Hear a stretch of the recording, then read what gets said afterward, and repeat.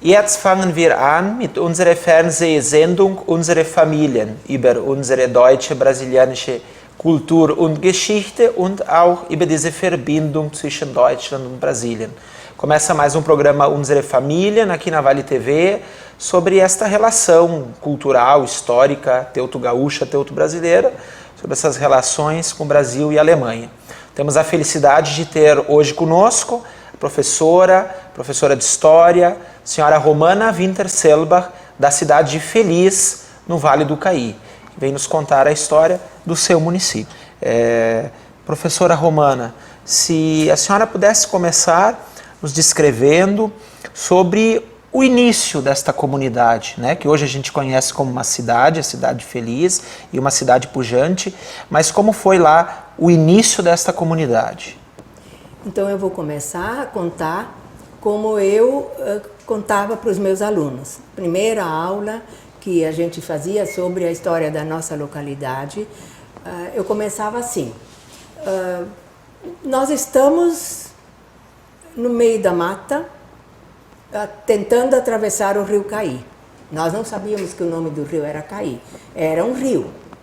Tínhamos que atravessar, porque ganhamos terras no outro lado e nós viemos de tão longe e nós precisamos chegar no nosso lote. Então, a gente conseguiu, passando num local onde o rio era mais baixo, onde dava para passar a pé, com as nossas mulas ou mesmo com os cavalos ou carroças. Então, ali chamava-se o passo, era o local da passagem, que não tinha outro local para passar, que o rio era fundo.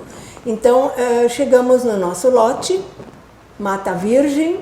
Agora, qual é o nosso lote? Até que a gente se localizou, conseguiu assentar no lote, e agora, no meio da mata, tentar derrubar as árvores milenares, né, que tinha, e tentar construir uma cabana. Primeira providência, eu imagino, eu contava uma história assim meio imaginária, mas eu acho que tem muito a ver com a realidade. Agora, temos que abrigar a nossa família, né? Temos que construir um abrigo, mesmo que seja provisório.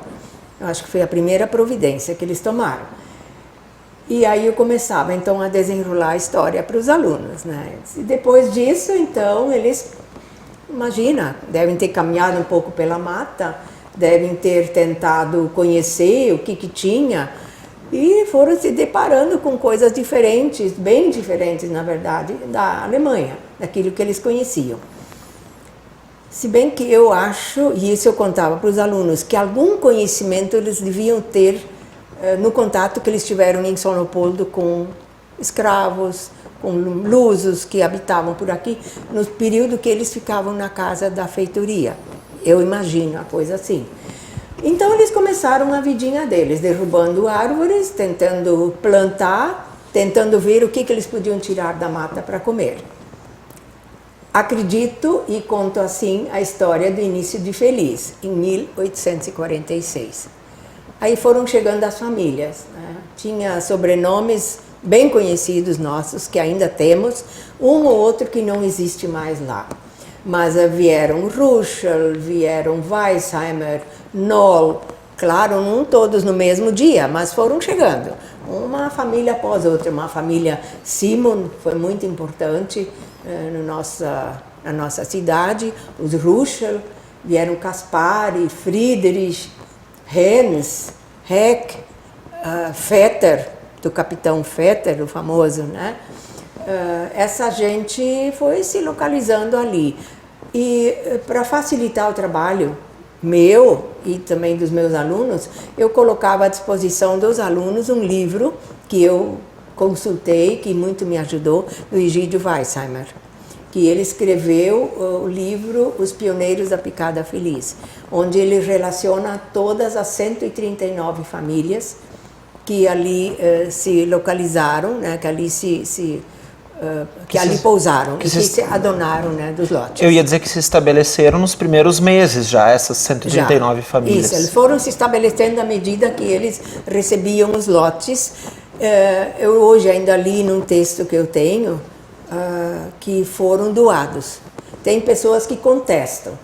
Como eu sempre digo, aquilo que eu falo, que eu escrevi, já tenho escrito, isso merece ser aprofundado, com pesquisa, talvez em registros. O mais próximo de uma pesquisa mais profunda, achei o livro de Egídio, né, assim, sobre esses primeiros tempos. Então ele relaciona 139 famílias, que nós temos a relação, eu tenho, e com o respectivo lote. E essa picada, foi então aberta uma picada entre os lotes. Então num lado ficavam os números de lote de número ímpar e no outro lado os lotes de número par. E foram doadas, e essa colônia se estendeu até onde hoje é mais ou menos São Pedro, que pertence ainda a Alto Feliz, para o norte. Para o leste se estendia até os limites de Nova Palmira, e a oeste no limite do Arroio Forromeco e ao sul do Rio Caí. Essa região então era a Picada Feliz, a margem direita do Rio Caí, porque a margem esquerda naquela época já era ocupada por sesmeiros portugueses. A maioria deles não se estabeleceu lá, eles se limitaram a explorar a madeira de valor que tinha nessas matas. Sabe-se de uma família que andou por lá, que teve mais contato com alemães, que era o Tristão Monteiro, mas também tinha outro, me fugiu o nome agora. Mas na cidade, na margem direita do rio, onde ficavam as terras que eram do governo imperial, tinha uma casa pequenina que os alemães encontraram. E essa casa, dizem que foi construída por um senhor de sobrenome Rocha, mas ela não era ocupada. Essa casa, com toda a terra a qual ela pertencia, foi adquirida por um senhor de nome Johann Weisheimer. E assim os lotes foram sendo distribuídos. E eles começaram, claro, a trabalhar. Como eles não tinham assim, para comer o mínimo necessário, todos eles se dedicaram inicialmente à agricultura. E foram plantando o que eles aprenderam que daria ali, né? O que poderiam, alguma semente que provavelmente trouxeram, né? Tentaram plantar. Eu acredito que esse contato com os portugueses, com o pessoal da imigração, talvez deve ter orientado eles um pouco sobre o que eles poderiam plantar. Porque o feijão preto, por exemplo, era uma coisa para eles desconhecida, né? Milho. O aipim. Aipim. Isso é uma coisa que rende fácil, né? Produz fácil. E eles tiveram que aprender e aprenderam. Eles foram tateando e um ano dava, outro ano não dava. Aí em conversa aqui e ali, eles iam melhorando a sua produção e para terem alimentos, né? E aos poucos eles foram desenvolvendo, produzindo mais, derrubando mais matas.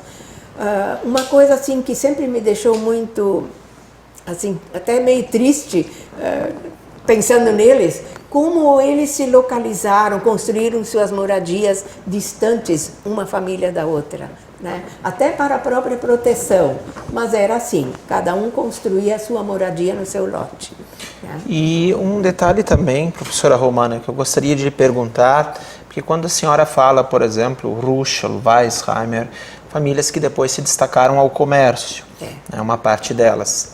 Tem um livro da professora, escritora, na verdade, Janaína Amado, onde ela destaca como o comércio foi importante porque o vendeiro, ele colocava preço sobre os produtos.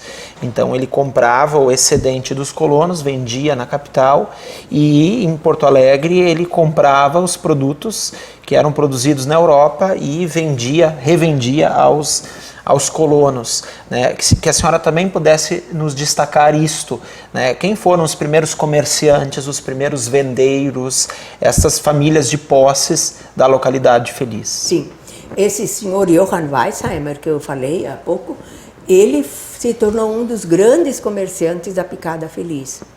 Ele construiu, ele usou aquela casa do Rocha, que já estava, aquela casa pequena, aí ele casou, ele aumentou a casa e aumentou em 3 etapas até. E esse casarão, lamentavelmente, foi derrubado, acho que faz uns 10 anos. Né?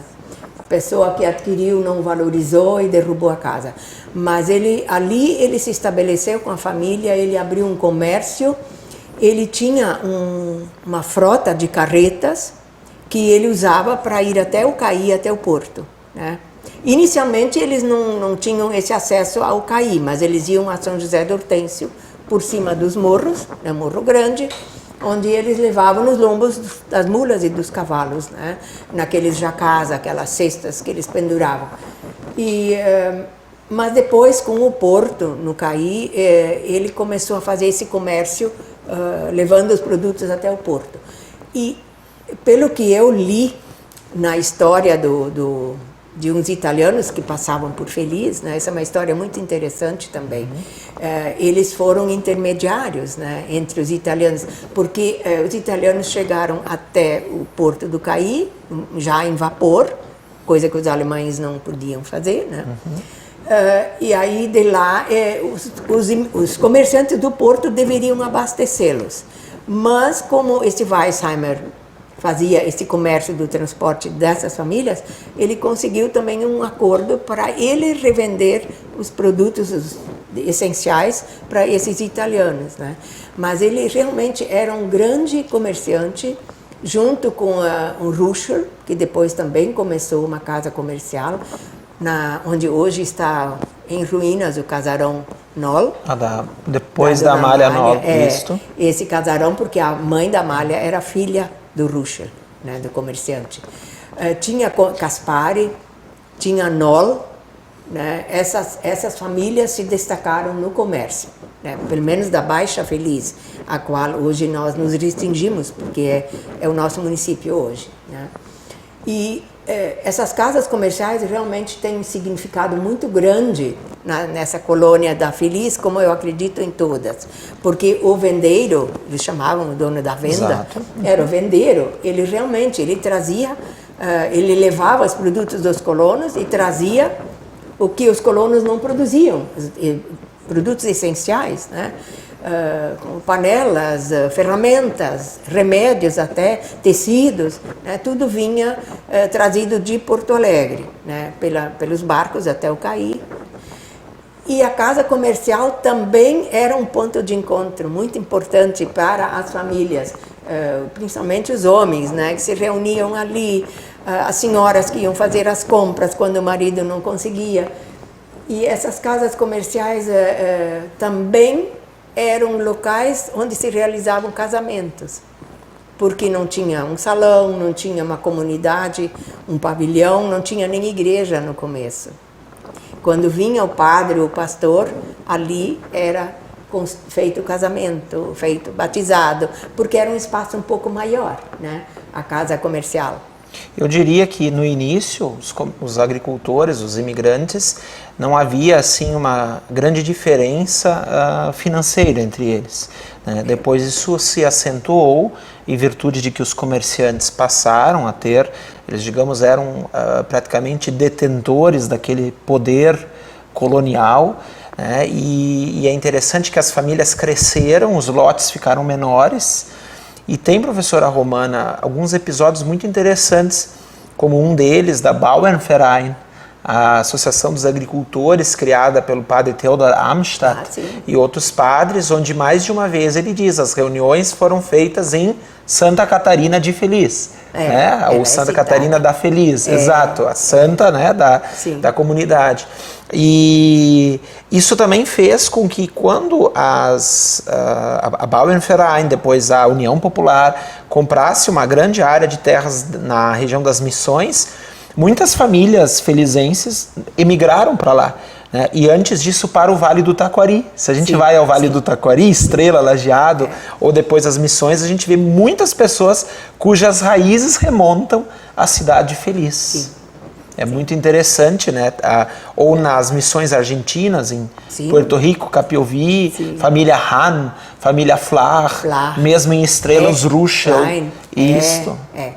Eu encontrei lá em Porto Rico também essas famílias descendentes da nossa região. Isto, das chamadas ainda feliz, uma Altkolonie, ou Ja. Altkolonie, né? Uma colônia velha, né? Alte Kolonie. Eles foram tudo para as Neue Kolonie, né? Exato. Muitas famílias de feliz e de bom princípio de toda a região, quando os lotes realmente não eram mais suficientes para os filhos, para os descendentes dos primeiros imigrantes, porque eles casavam, eles também tinham filhos, né? As famílias eram grandes, eles tiveram que emigrar, tiveram que ir para outra região, né?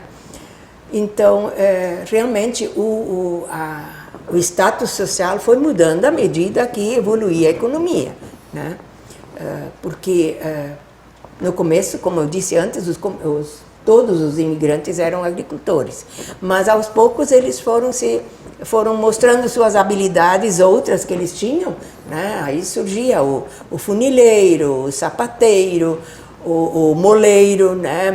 Os Ruschel eram de uma família de moleiros, eles tinham moinhos em Mühlfeld, da onde que eles vieram. Outros, que nem o Ruschel, era de uma família de ascendência cervejeira. Então, lá por 1893, o Fundaram, João, inclusive, uma cervejaria. Isso, o João, filho do Sebastian, imigrante. O João ainda era imigrante, ele era pequeno quando veio. E ele fundou a cervejaria Ruschel. Já tinha outros nomes, né, aqueles rótulos deles, mas a origem mesmo é a família Ruschel e ficou até depois a Serra Malte comprar e mais tarde a Antártica. Mas até ali era a cervejaria Ruschel. E além dessa, por exemplo, cervejaria dos Ruschel, mas teve outros empreendimentos também na localidade de Feliz, nas mãos de famílias de origens alemãs. Sim, teve. Além mas isso já bem mais para o século XX, né? No século XIX, que eu saiba, assim, tinha esses pequenos, até curtumes eles tinham, porque eles tinham que prover as necessidades fundamentais de cada habitante da localidade. Um curtume necessário para preparar o couro, porque eles usavam muita sela, né, material para poder montar, né, nos cavalos e as correias que eles precisavam, né, então o curtume era importante. Também surgiram muitos alambiques, nós chamávamos, né, destilaria da cana, né, faziam a cachaça, isso tinha bastante. Também se lê em alguns apontamentos que eles tentaram fabricar vinho.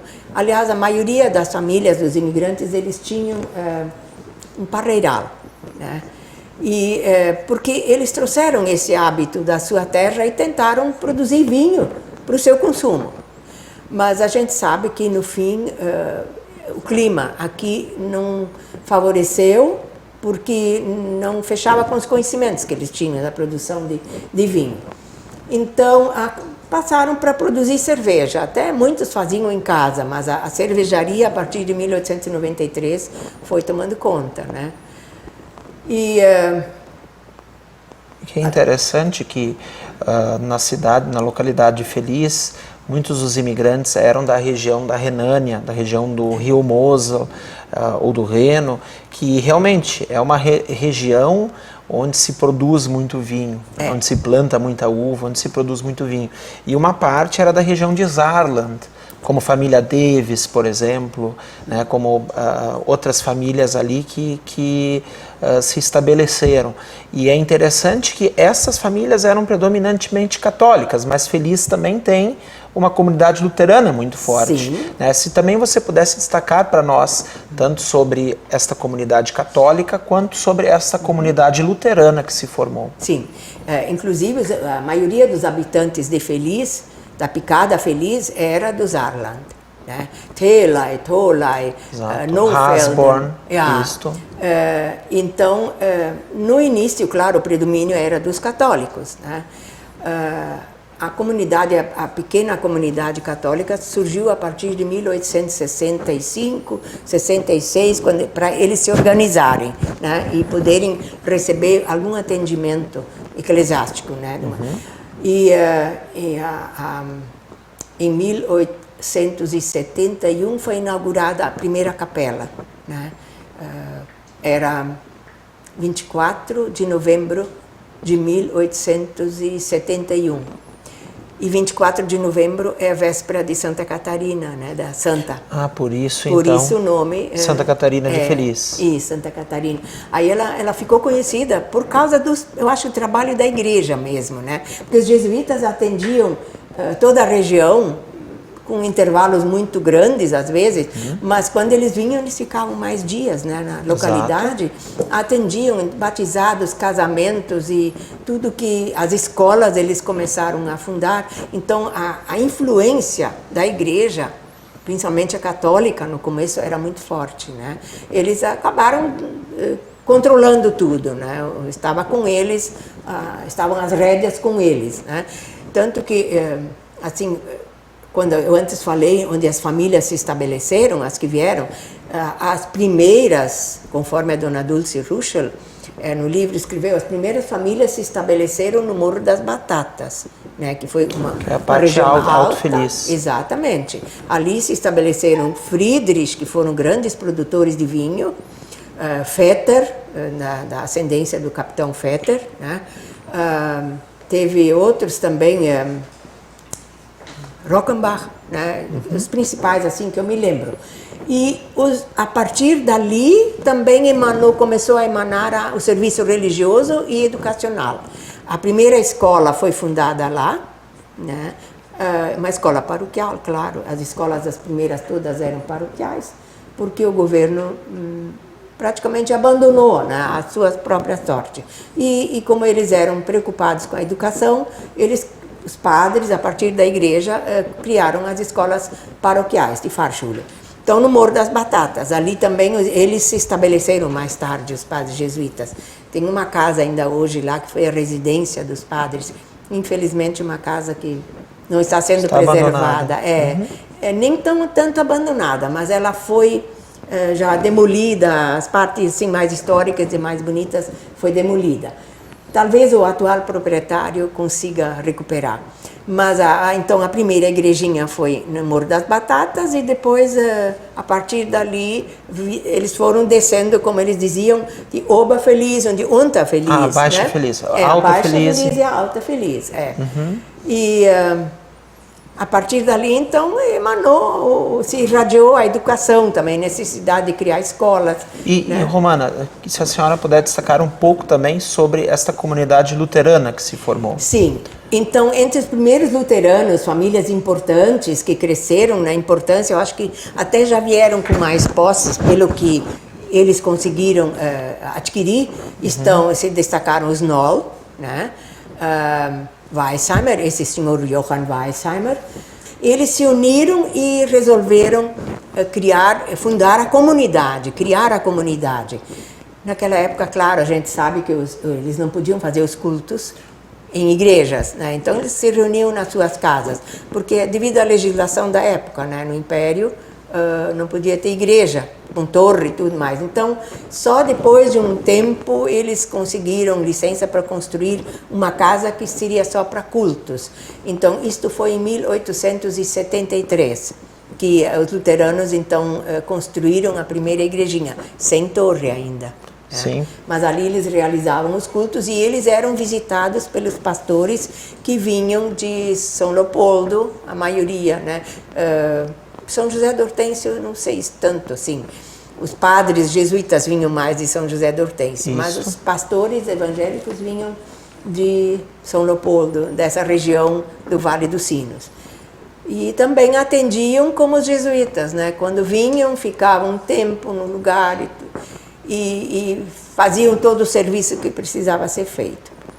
Mas dizem que a partir de 1873 já começou a se estabelecer ali um pastor, ficava com residência própria, né, na Feliz. E a torre na igreja foi construída muitos anos depois. Depois da República, da proclamação da República, eles começaram a se preocupar em erguer a torre da igreja. E assim, a convivência, vamos dizer, apesar de ter aqueles problemas que vieram junto com eles da Europa, da perseguição, da não aceitação da igreja protestante, como eles diziam na época, a convivência entre evangélicos e católicos na Feliz, tanto quanto eu consegui pesquisar, sempre foi muito boa. Muito obrigado, professora Romana, por estar aqui hoje, né, por falar sobre a história de Feliz e do Vale do Caí. A gente agradece, com certeza numa próxima a gente continuará descrevendo essa história. Obrigado também a todos vocês que nos acompanham aqui na Vale TV, no canal 14 da NET, através da TV e da internet, projeto Unsere Familien no Facebook e no YouTube.